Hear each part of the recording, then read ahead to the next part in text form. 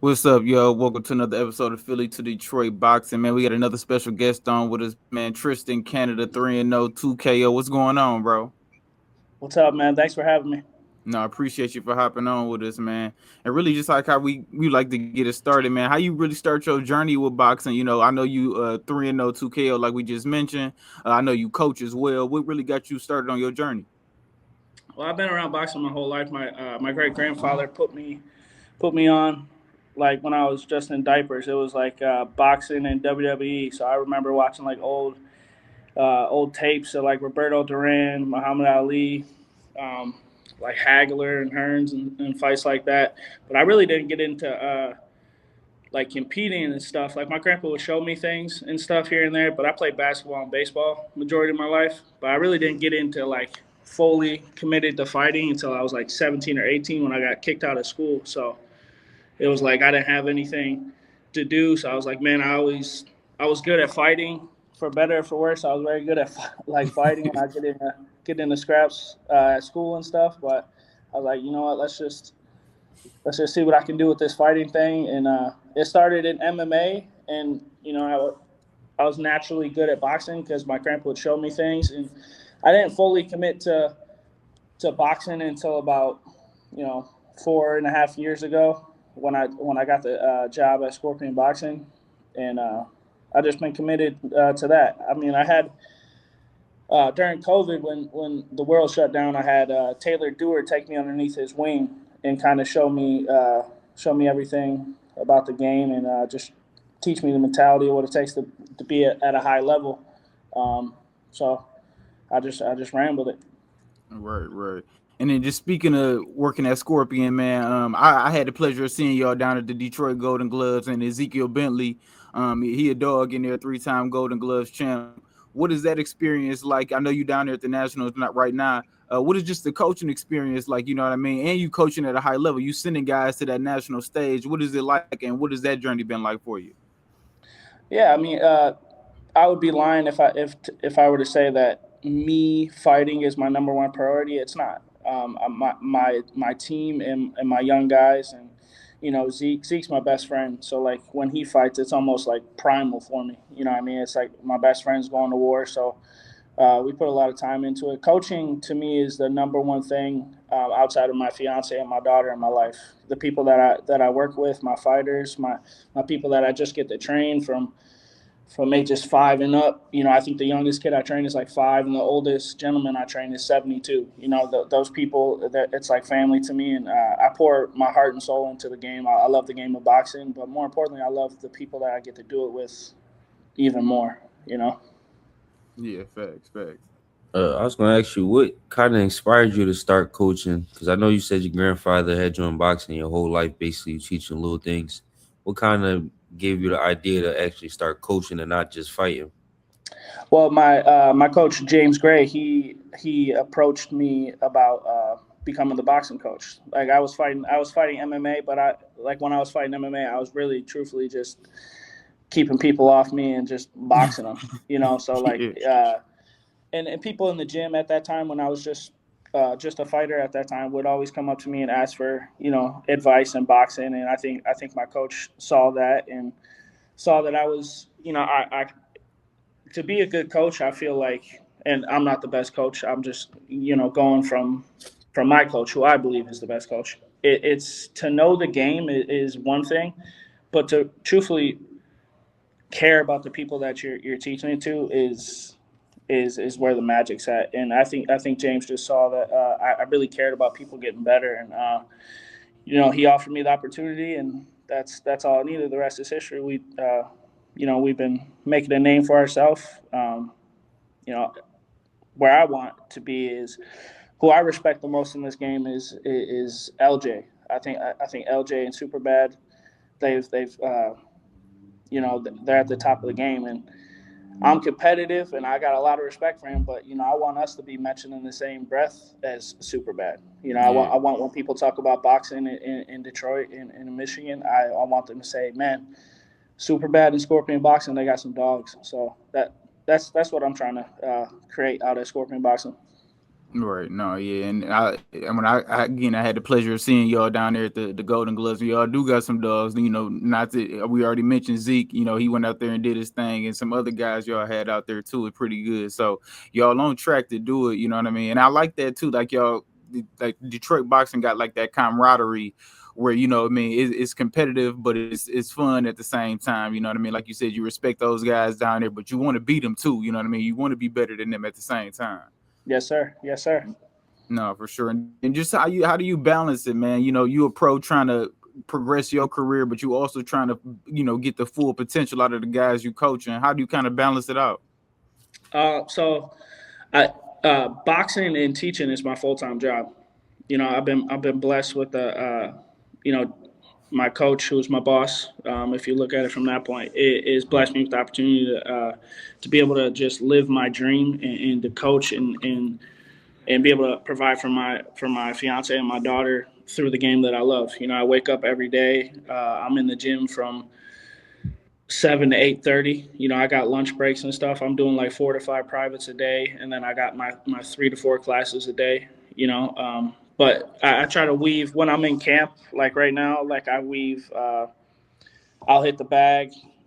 Got to have my bag work. I'll spar 2 times a week, and then I do strength and conditioning with our strength and conditioning coach Andrew Estrada with Iron Horse Performance, which is inside of our gym. I'll train with him 3 times a week, and I'll fit in a massage with our massage therapist Lily Hall with Midwest Massage. So I just try to plug in times that I can be a little bit selfish for me, and I go to work in the times that in my schedule that I am free. All the while trying to plan a wedding and make sure I have a wedding and my woman don't leave me. So No effects. And then I know you just mentioned sparring, man. It's always I feel like harder for heavyweights to find sparring. For you, who've been some guys that you can kind of shout out that they've given you some good work. man, I'm gonna be honest with you, and I feel like some people are gonna agree with this and some people are not. It's just due to my schedule and just like how busy I am throughout my day. I truthfully don't spar a lot of heavyweights. What I do is I got my buddy, one of my fighters. He's a 198 guy. He's like super fast and explosive. His name's Connor Bellew. He's one of my fighters. I spar a lot with him, or I'll spar with my one of my assistant coaches, Joe McKay, who's a former Golden Gloves champion. I spar with him, and I get like a real fast look, so the punches are coming at me a lot faster. I'm already like a physically strong guy. I know how to handle the strength at heavyweight. Um, so like when I'm sparring these guys are a lot faster. When I get into my fights, I feel like I just see everything uh, slowed down. Because I've been sparring, 198, 210 guys the whole camp. So that is something that I plan on adding in. I plan on adding in more outside sparring, like with like Darius Parler, who's just out here at the Nationals right now. He's like 6'6". I think he's the future of the heavyweight division in Michigan. Truthfully, he's a big guy.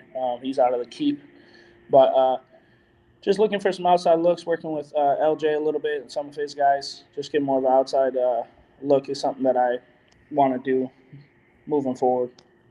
No, right. No, that's interesting though. You know what I mean? Especially like I said, it's harder to find it anyway. Why not get it in with these guys that when you get in the ring with heavyweights, they're not gonna be nearly as fast or nearly probably as explosive as the guys you sparring. Right, absolutely. That's my mindset exactly. Uh, at what age do you feel like you kind of made that mindset of like boxing is basically how I'm going to pay my bills, how I'm going to feed my family one day? At what age you feel like you really locked in on it? 18. Initially it was MMA. Like my mindset was MMA. I got kicked out of high school, and again, like I didn't know what I was gonna do, but I knew I was pretty good at fighting. I enjoyed watching fighting. I had those roots with my grandfather, but I'm an extreme like person. Like if I put my mind to something, I have to be very good at it, if not the best at it. I'm shooting to be the best by a landslide. So uh, I would say 18, man. I had people say, like, Tristan, you're not going to be able to provide, or like this is a hobby. And I'm like, I'm going to show you, and, I have. I'm 28 now. It's been 10 years of just doing this every day of my life. And, once I set my mind to something, I don't get deterred from it. And, I want to get the goals. I want to get out what I set out to accomplish in it, and I won't stop until I do. Yeah, was that kind of motivation and kind of like you said, you got kicked out of high school? Was that kind of motivation like as far as fighting goes? Because I know, did you have like a lot of doubters as far as like family and friends? Like, now, what are you gonna do now? Like, what is your life gonna amount to at this point in time? Like, how did you kind of get through that point of it? Yeah, I mean, I just I've always been like strong mentally. I had like kind of like a rough upbringing, so like I was used to people not really believing in me. So I got really good at believing in myself. So like when people like, there's a joke like if Zeke was in the room, like all I need is somebody to say one thing to me that I can't do it, and I'm gonna make it a point to do it. And not only am I gonna do it, I'm gonna do it at a high level. So I think just from an early age, I got very good at doubling down and going all in on myself. So that was just an opportunity to be like, all right, this is the lowest point of my life at that time.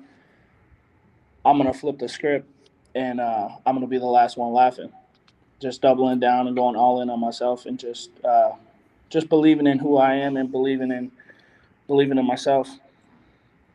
No, fair. And you 3-0 right now, man. What's been the most challenging part about being pro? You fairly new in the pro game. What's been real, the challenging parts of it so far?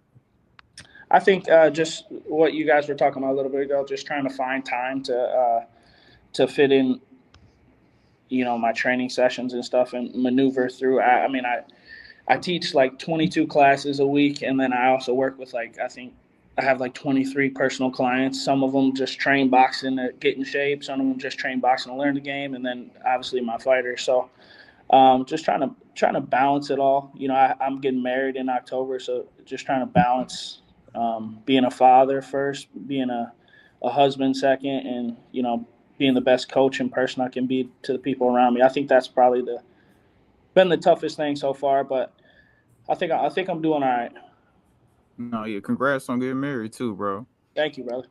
Yeah, and then also, like being a heavyweight and not having a weight limit, like, do you find it harder to be disciplined? Yeah, sometimes. I mean, this is the heaviest. I mean, I ain't gonna lie to you boys. They got Whataburger out here, and I've been eating. So uh, it is that when you don't have a weight limit, it is a little bit hard. But I take advantage of how easy I can lose weight. I sweat so much, and like I can lose weight very very fast. So um, I kind of take advantage of it. But I would say it's hard to stay disciplined when you don't have that, when you're not like, when you don't got to weigh 165, or like, Yeah. something like that. So it's a little bit tougher. Or I always like to ask coaches, what's one thing that out of all the fighters you train that you seen, but like they got a potential to be a future world champion or to just accomplish anything. What's one thing they all have in common that once you see it, you like, yeah, he definitely got it or she definitely got it. Mentality. I truthfully think that you can have all the skill in the world, and you can be blessed athletically. You can be uh, you can look like an Adonis, but if you don't have the mentality uh, of what it takes to be a great fighter, and it won't matter. Like I always tell my guys, like everyone has a quit button, except those rare people that are just savages. That like it means when they go in there, they're not trying to beat best you in a sport of boxing. They're trying to fight for their life, and their mentality is truthfully it's kill or be killed. I think mentality is number one, and that's like the number one thing I try to install in my guys is and girls as well is, listen, I'm an extremely honest coach. Like I talked to my coach James, he's like, sometimes you're a little bit too honest. Like I'll tell Zeke sometimes, like, hey, he's a better boxer than you, but I don't care because you're gonna go out there and fight him. You know what I mean? I think mentality is number one, and I just look for that, like a killer instinct and coachability.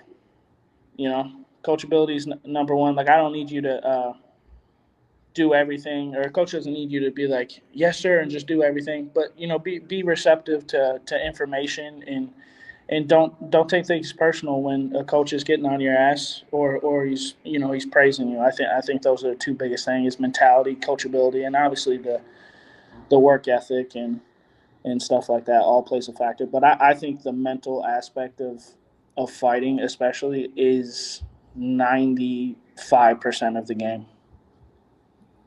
No, facts. You kind of see that a lot too. You know what I mean? Especially in the amateurs. You know what I mean? Where a guy might be a lot better athletically or boxing wise, but if the other dude just a little bit tougher, it's really not gonna matter in there. Yeah, Especially in the amateurs, where it's more. kind of like a brawl for the most part. You know what I 100%. mean?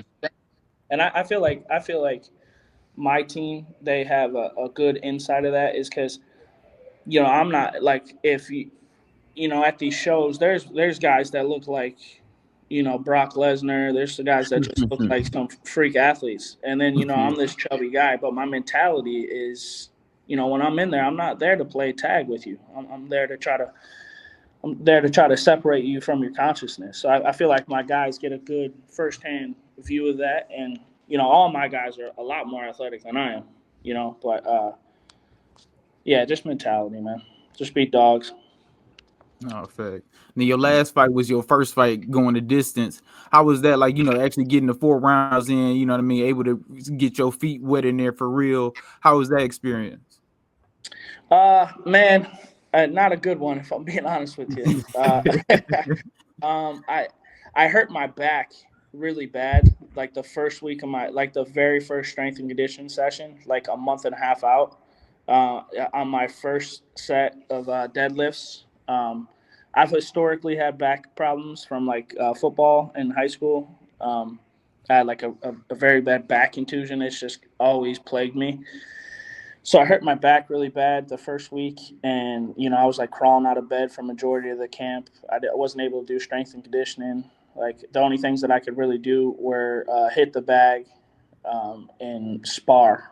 But my sparring, just my feet weren't really underneath me. It was painful to spar, and then massages. Like I had to like get like 2 to 3 massages a week because I mean my girl, like she's like, you're not gonna be able to fight, and I'm like, I'm fighting. I don't back out of fights. If I'm breathing and I'm awake, I'm gonna fight.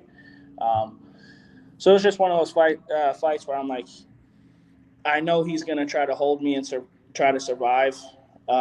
So I'm just gonna pick my spots and just try to drown him. I feel like I hate to be like a person that's like shoulda, woulda, coulda. I feel like if I was completely healthy, I could have got him out of there and pushed a bigger pace. But honestly, it's a good look to fight. A southpaw. Everyone I've fought so far has been a southpaw. So I hope next month I'm fighting an orthodox guy. Yeah. But it was a good look. He had a little bit of a game to him, and definitely a fight where I had to stay not get frustrated because every time I would go to exchange, or I was getting grabbed and stuff, and there was some antics being played. But I honestly, like what you were saying, it was a good experience builder for my third fight. No, facts. Word. No, And yeah, I had the pleasure of being at that fight too. Yeah, like you said, the guy, he, just in there kind of trying to survive. You know what I mean? He had some good move, just trying to stay out your way, kind of fight. You know what I mean? You just kind of had to do what you had to do. So it really wasn't. You couldn't really tell you was injured in there for real. So still a Yeah, good look.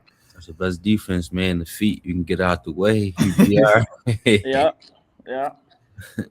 Yeah, man. And that was the first fight of 26, man. How many you want to get in this month, this year? I know you got another one coming up June on another Carlos card. But overall for the year, how many you want to get in? I want to fight obviously next month, and then I know me and Carlos we've chatted a little bit, but I want to get on that Hart Plaza show. I know he's trying to get on a do a Yeah. show at Hart Plaza, and when I fight at these like 21 plus events, like I got like I ask for 100 tickets every time. I sell every single one. If I could have an all ages event, like I'll sell over 200 tickets. So I'm really trying to. All my kids are like, Coach, when are you gonna fight at a show we can go? And I'm Yeah. like, I'm trying. So like, I really hope I can get on that card. But I'd say, you know, next month I think the Hart Plaza show is going to be in August or something, and then I'm getting married in October, so I might shut down until after, and then right after probably fight in December, November, December. Right. So Or probably like congratulations. three more this year. Okay. No, that's a good amount though. Little like what's that? 4 fights this year. That's a good amount. Yeah, Yeah. I feel like you know, a lot of guys they're looking for activity and competition. I want to, and that's awesome. And I think you definitely can get better that way. But one of the things that I try to do is I want to make sure that every time I go out there, I show something new. And my next performance is always my best performance. I'm either looking faster, I'm punching harder, my defense is good, my footwork's good. Maybe I'm fainting more. I just want to show something new every fight. Yeah. Where I was gonna ask you, is it hard to separate a coach's mentality from a fighter's mentality? Because a coach can see the best fighter ever and still see all the mistakes he doing, and the fighter kind of, they feel like I can beat anybody up, no matter who they is. So is it kind of hard to separate the two, or not really? I feel like uh, I feel like they kind of go hand in hand, and for me personally, I feel like it's made me better. I feel like it's made me hold myself more accountable in the training room. Um, I feel like it's made me address things in my game of like that doesn't serve a purpose. Whereas in the past, as a fighter, a younger fighter, like it's like, man, I'm the best. Like I don't make mistakes, and just I think just taking that step back and being a coach first and a fighter second, and just be able to like, all right, no, like I'm making that mistake. I got to address that. I got to nip that in the bud right now. And also just like I'm constantly studying the game. Like I got my laptop sitting in front of me right now. I'm probably going to watch a fight before we go to the fights. Just constantly studying the game and be like, I need to be doing that. Or I could add this, or I could do this with my fighter, and just things like that. I think it's personally helped me from more mentally and obviously in the skill department as well. No, yeah. Just kind of going off that too, just being a coach, do you find it a bit easier to dissect your competition in there, or are you not really kind of thinking about that? You kind of just more thinking about your game plan? Uh, yeah, so I've always been like a big like a study guy in like the first half of my career before I took like a couple years break just to focus on coaching, and then I've kind of got away from that.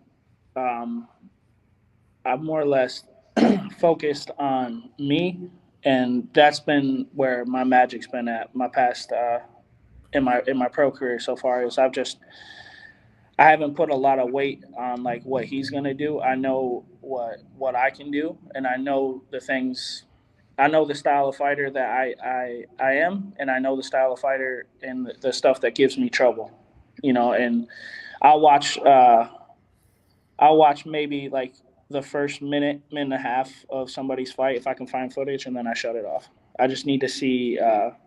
Truthfully, I look at um, mannerisms, like the way they're built, and then I'll watch like a minute and a half of their fight. And honestly, one of the things I look at is like them before the fight and how they're like their posture and like I don't want to get too spiritual about it, but just who who they are, if that makes sense. I want to see who you are. Like last fight, I knew that it was going to be a tougher fight because I knew I was fighting a kid that believed in himself and believed that he was gonna win. It turned out it wasn't a very competitive fight. It was just more of an annoying fight.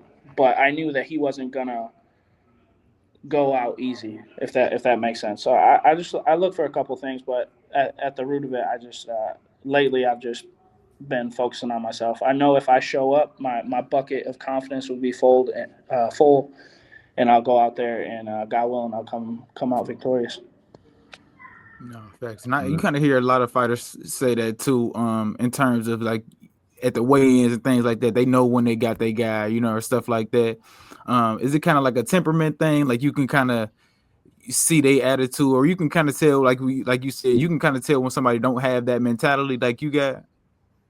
Yeah, I think, and that goes back to what you were saying is like the coach aspect from it.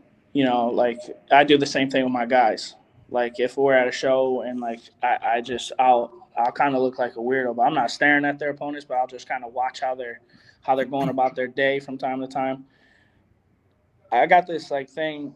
Me and Zeke, we were on like a road trip to somebody's fight. I think my young guy Poppy's fight to Ohio, and I said, man, if you show me who you are, I'll show you how you fight.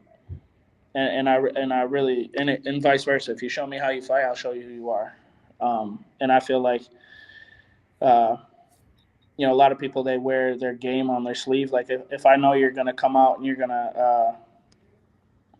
try to talk shit to me at the weigh-ins, I'm gonna get on you quick. Because at the end of the day, we're gonna fight. So it don't matter how I feel about you or anything that you say or anything I say or any of that stuff. We're gonna fight. That's always been my mindset. I know a lot of guys play into the antics and stuff and try to get in people's heads. And in my head, around 10 o'clock on Friday night, you're gonna be in there with me and one other person, and then we'll see who's right then. Do you kind of feel like you kind of looking for intangibles? Because I always say like intangibles is kind of the things that like you can't see on paper. It's not like speed and power and athletic ability and stuff like that. It's more like characteristics. So is it kind of just looking for more intangibles than the actual physical aspect of a fighter that's easy to see? Yeah, that's a great question. Yeah, I would say so. Um, I want to see, for me personally, I want to see if you're really like if a guy's like big chest and like trying to act hard. I want to see if you're really about that, because a lot of people aren't, and I look for that a lot of times. I know my coach, he has like a whole philosophy about it, but yeah, I look into that a lot. I'm more or less, I just once I know what kind of person you are at the weigh-ins, I just try. I just let it play into the fight. I just care about the fights. And truthfully, if it were just show up and fight on a date, man, I would fight every month. But there's you gotta sell tickets and all that stuff, and as you get higher in the ranks in pro, you gotta do the weigh-ins, bigger weigh-ins, and stuff like that. But I just like to focus on the fight. That's my favorite part. It's just when the ref says go, let's work. That's my favorite part. And tell us a little bit about your, or how would you describe your style? I guess I would say, you know what I mean. I've seen you fight a couple times. You more of a skill heavyweight in there. If a knockout come, you'll take it. But you looking at boxing there from what I can see. But how would you describe your style in your own words? Uh, I appreciate that. I would say I'm like a pressure counter guy. I want to push the pace. I got a good gas tank. I rarely get tired. I know how to pace the fight, but I want to go in. I want to hit you as many times and not get hit once. That's always my goal. So if I can make you miss, I'm gonna make you pay. Um, and I watch a lot of guys like my favorite style of fighters are like the Mexican style fighters. Like Canelo. When you first said the style, that's what I thought about instantly was Canelo, a front foot counter puncher. Yeah, that truthfully, if I were a model when I was like coming up, like trying to develop my game for like my size at my weight class, because truthfully, I'm an undersized guy height wise. Um, I was like Canelo. Outside of me, enjoy watching him fight. Canelo's like probably the best style for me to try to mimic from my weight class. So I truthfully, I watch a lot of Canelo. If I were to try to model my game or say I modeled my game after one, it'd be Canelo. But lately, I've been watching a lot of David Benavidez. I really like the way that he fights. Roberto Duran, like old school. I watch a lot. I watch a lot more old school boxing than I do like newer school because I feel like um, the guys are more athletic nowadays. Like this is where like the intangibles come in. They're more athletics. They're more physical specimens. But I feel like the skill back then was a lot higher. You know, like No, but nowadays it's like jab, slide back, jab and grab, one or two, and yeah, we're clinching. Back then, when you had like like the four kings fight, and they were standing right in front of each yeah. other, catching and shooting, slipping and ripping, sliding back. Like And that's everybody had a consistent jab back then. Everybody ate off their jab. People be trying to pop shot all day. This era back then, yeah, they did everything off the jab. and they were going to get it, man. Like they were trying to finish you every fight, and that's my mindset. Like that's why like after my fight, this last one, I wasn't too happy with it. I knew it was a dominant performance, and like it was what it was. But man, every time I'm in there, I wanna stop you. Uh, And being fairly new to the pro game, man, what was the nerves like? First fight compared to the most recent. Oh man, my first fight, I fought Destin Allen, and I stopped him in a minute and 15 seconds. But it was the most nervous I've ever been for any competition in my entire life. Uh, I hadn't fought in I think like 2.5 years. So many things had changed in my life, and I'd become more of like like you were saying earlier, like when you're younger, you're full of testosterone. You think like I'm king of the world. I kind of suppressed that part of me, to be a better coach, and I just didn't know if I still had that mentality that we were talking about earlier, that killer mindset, and or maybe I just haven't turned that switch on. It's been a minute, so my first fight, I was extremely nervous from the moment I woke up. Like nothing I'd ever experienced before. Like I have no shame in saying this. I was kind of hoping I'd get in a car accident on the way there. I was so nervous for like no reason, dude. It was like I had fought killers in MMA. I fought number one guys from around the country in MMA. I've been in the gym with ranked dudes. I've sparred ranked dudes before. Like why am I stressing over this fight so much? Like I have all the ability in the world, and right when I got in there, right when they said, truthfully, right when my music hit, I was like, man, I'm back at home. Like I'm still the same guy. So I think it was just more or less that, just that long time not being in there, and just your inner bitch will try to talk to you, man, and just try to you try to make things bigger than no, what they that's are, facts and, though. and then you get in That's there and facts. you're That's still the facts as same hell. guy. No, Uh, that's real shit. That's funny as hell. That's a funny way to put it. I'm gonna start saying that shit. Yo, inner yeah, bitch man. I will like talk to you. Okay. Andre Berto. He put it another way. He was talking about his first, basically first tough fight, and he said this guy had me talking to myself, asking myself, "Is this what I really want to do?" So it's Yeah, like kind of like another form of that, where like you really talking to yourself almost and figuring out if this really for you. a But hundred percent, he went hundred on to win percent. that fight and become world champion. So he won that conversation.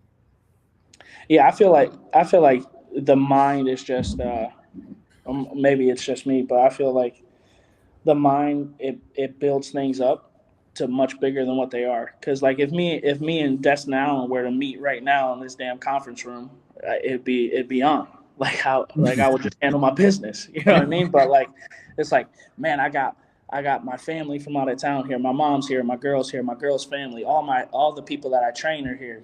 Like I'm about to go fight this guy in front of like 1,000 people. It's just the brain will build things up, and I think that's something that I've learned from coaching. Just not make the moment bigger than what it is. That's the same thing my coach always tells me because I really struggle with it. I just build things up to like more than what they are. When at the end of the day, I have 12 minutes to try to beat your ass. Don't make it more than what it is. Yeah, No, facts. And that's just a good thing to just take in life, just in general. Like, don't overthink things, you know what I mean, more than what they are for sure. Because yeah, that'll especially deter when it you comes or to fuck fighting. you up from a lot of shit, you know what I mean? Or just make you make mistakes or just anything like that. 100%. You being a coach and a fighter, we had a lot of coaches and fighters on here. A lot of people talk about the politics of it when it comes to the amateurs and the pros. Is there anything you had to deal with so far in your career from a coaching aspect and a pro aspect? No, I've been pretty lucky so far. I really haven't had uh, I've not encountered any like politics. You know, there's people in the community that have like that. I'm a very observant person, so I'll watch from the outside. There's certain people that I see try to play that game of politics, but man, I'm just uh, I just try to go about it professional way, especially as a coach. You know, yes sir, yes ma'am. You know, do what I can to help, because at the center of it, it's about these young guys reaching their goals, and me and the other guys that compete at the pro level reaching their goals. It's not about how somebody feels about this or yada yada yada. Um, so if there is, I haven't noticed it, or I just don't really care. I just haven't really encountered it. No, and then, man, tell us a little bit about the gym, man. Scorpion Boxing, like where y'all located at. Tell us a little bit about y'all. Yeah, so we're in Brighton, Michigan. So Scorpion Boxing is our boxing program. Our name is the Scorpion Fighting System, or the Michigan Institute of Athletics. We are a household name in MMA, of course. We are the premier gym in the Midwest when it comes to MMA. We put people in the UFC, fought all over the world. Um, so Scorpion Boxing became a name about 4 years ago.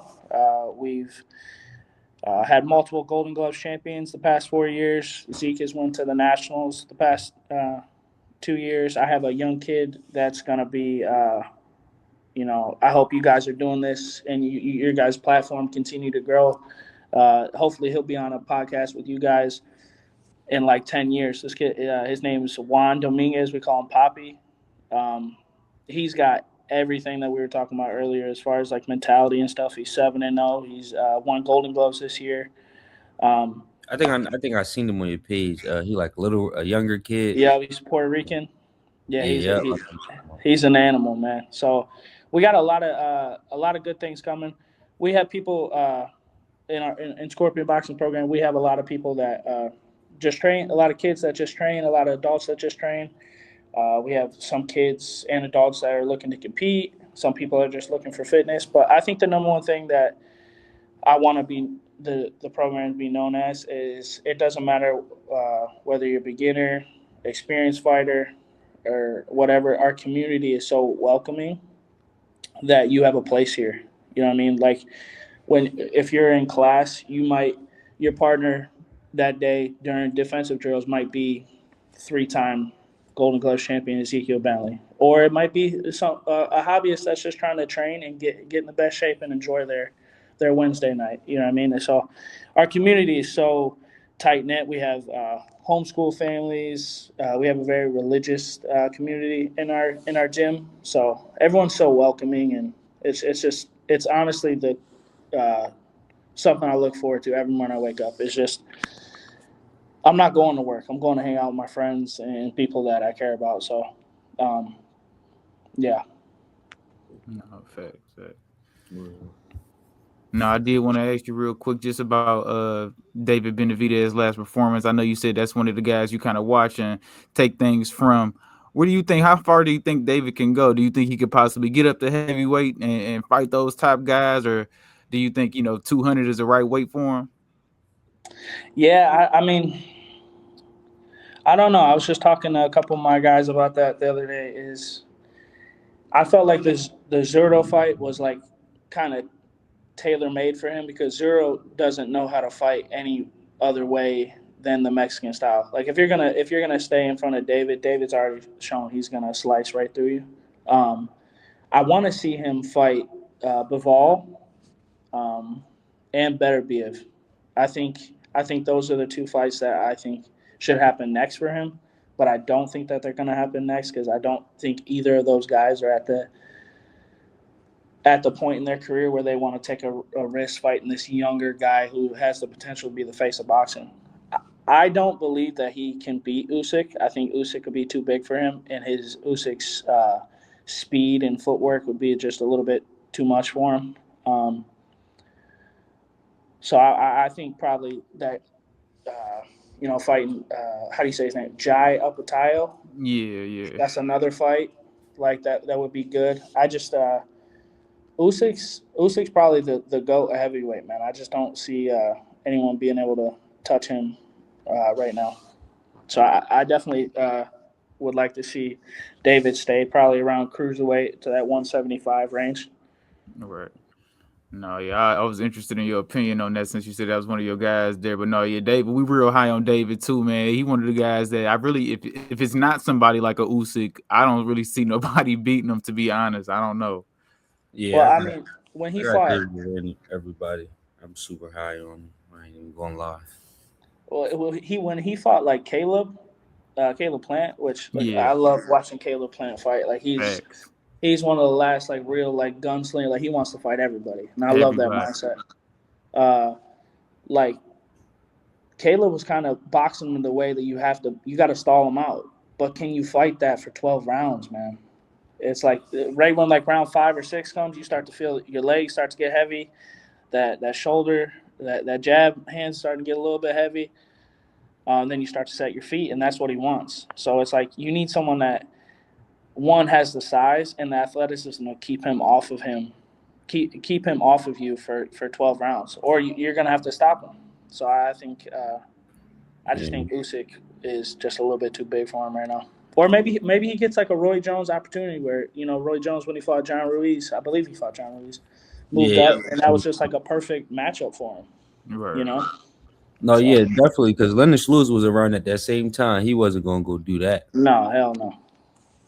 And No, I, That's I what. know when he fought John, they were trying to get that Tyson fight, but Tyson ended up going back to jail or something. But Yeah, no, yeah. To your point, just somebody that can move. I think probably Bivol got the best opportunity as far as challenge wise. I do like Jai too.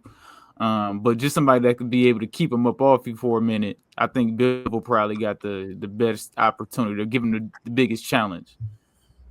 yeah, I know they sparred a little bit, and I guess judging off their fights, Bival's got a great jab. He's got an educated lead hand. His footwork is good. And he's got like one of those like spearing jabs too, where Yeah, it just like breaks through the guard. So yeah, I'll be interested to see that fight. no, that'll yeah. yeah, that'll be a good. That's the more difficult fight for me. I think Jai Ubatai is the more dangerous fight. Like I think Jai could hurt you. Like he could put you out if you make the wrong mistake. Bivol just gonna. I feel like he just gonna beat you up, win the fight. But Jai might put you to sleep if you mess around in there. Yeah, Jai's he's a southpaw too. Yeah, Yeah. Yeah, and he got real yeah, skills with him too. Real athletic ability, fast for that style. Super that, big for cruiserweight division. I actually think he supposed to be. I actually think he's supposed to be a heavyweight trying to get some of that money, but he's still here. But he's a big guy, so that's the Bivol is the I think it'd be harder to win rounds against Bivol, but Ja the guy that he might put you out if you make the wrong mistake. yeah. I want to see that fight. I think the most dangerous fights for him to take right now, for Benavidez to take, would be the Oputayo fight and the Better Beef fight. Yeah, better be. Yeah, Like better be. six. He only thing about better. I love better beef because he gonna come to fight every time. Only thing about better beef, man. He like 42, man. He about to be You fit 42 I know, around there.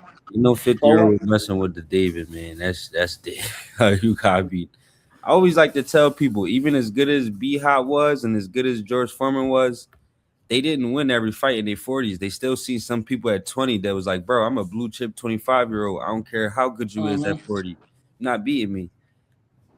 They I both don't, lost in their 40s, and David would be one of those guys where it's like, yeah, you're a different 40-year-old, but not none of those guys. You're not beating me as a blue chip 20 something year old. my man Better Beef though, bro. He's got like something in his hands, man. Like, cause That's he'll just chop shots and they just like stumbling people. I'm like, damn, dude. it don't even Yeah. look like they real damaging shots, but they doing damage. But it don't look like he Yeah. really, you know what I mean, hitting hmm you with nothing, putting nothing behind it. Yeah, man. He's got power. No, my guy Tristan Canada, man, 3-0 2Ks. We appreciate you for hopping on, bro. For real, man. Let the people know where they can find you at. Yeah, I appreciate you guys having me on, man. I'm Sure. extremely grateful for that opportunity. You guys can find me on Instagram at Tristan Canada or Facebook at Tristan Canada, and be on the lookout for my next fight, June 26th, for Clip at Motor City Casino. My guy Tristin Canada, bro. I appreciate